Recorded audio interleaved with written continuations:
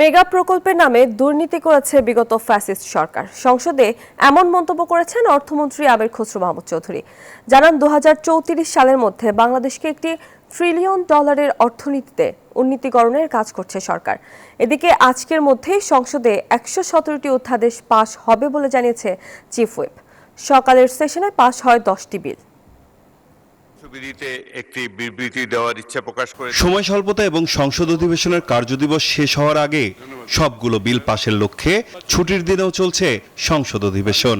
আর এদিন শুরুতেই জাতীয় সংসদের কার্যপ্রণালীর 300 বিধি অনুযায়ী জনগুরুত্বপূর্ণ বিষয়ে স্পিকারের অনুমতি নিয়ে অর্থমন্ত্রী সংসদে বিবৃতি প্রদান করেন। সেটা নেমে এসেছে। বলেন, মধ্যপ্রাচ্যে যুদ্ধের কারণে বিশ্ববাজারে জ্বালানি তেলের দাম বেড়ে যাওয়ায় চলতি বছরের মার্চ থেকে জুন সময়ে নির্ধারিত ভর্তুকির চেয়ে জ্বালানি খাত ক্রাঞ্চি রোলের ভিতর চকলেট ক্রিমের filling all time cream roll মুখে দিতেই স্পেশাল ইনসাইড সরকারকে 36,000 কোটি টাকা বাড়তি ভর্তুকি দিতে হবে, যা সরকারের জন্য বড় অর্থনৈতিক চ্যালেঞ্জ।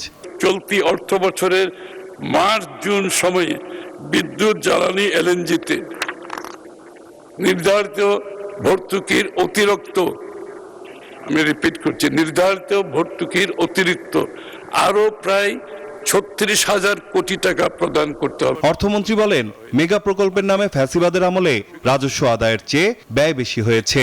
হুন্ডিতে টাকা পাচারের কারণে রেমিটেন্সও সঠিকভাবে আসেনি। বলেন, 2034 সালের মধ্যে দেশের অর্থনীতিকে $1 ট্রিলিয়ন অর্থনীতিতে পরিণত করাই সরকারের লক্ষ্য। 2034 সালের মধ্যে বাংলাদেশকে একটি $1 ট্রিলিয়ন ট্রিলিয়ন অর্থনীতিতে উন্নীতকরণের কাজ চলছে। এছাড়া সংসদে কুমিল্লা, নারায়ণগঞ্জ, ময়মনসিংহ, রংপুর, বরিশাল উন্নয়ন কর্তৃপক্ষ বিল এবং শিল্পকলা একাডেমি সংশোধন বিল পাশ হয়েছে। চিফ হুইপ জানান, শুক্রবারের অধিবেশনেই 117টি অধ্যাদেশ পাশ হবে। আজকের দিনের মধ্যে আমাদের সকল অধ্যাদেশগুলো পাশ করতে হবে, যতগুলো আমরা পাশ করতে চাই সেই অধ্যাদেশগুলো ইনশাআল্লাহ আজকে রাতের মধ্যে আমরা পাশ করতে পারবো। আমাদের এখন 15টা অধ্যাদেশ বাকি আছে, সেটা আমরা সেকেন্ড হাফে করতে পারবো, আর বাকি সকল অধ্যাদেশ মোটামুটি পাশ হয়ে গেছে। এছাড়া সকালের সেশনে বাংলাদেশ বন শিল্প কর্পোরেশন 2026 সংসদে পাশ হয়। বিলিয়ন টাকা। নাইম আলচিকো, নিউজ 24, ঢাকা।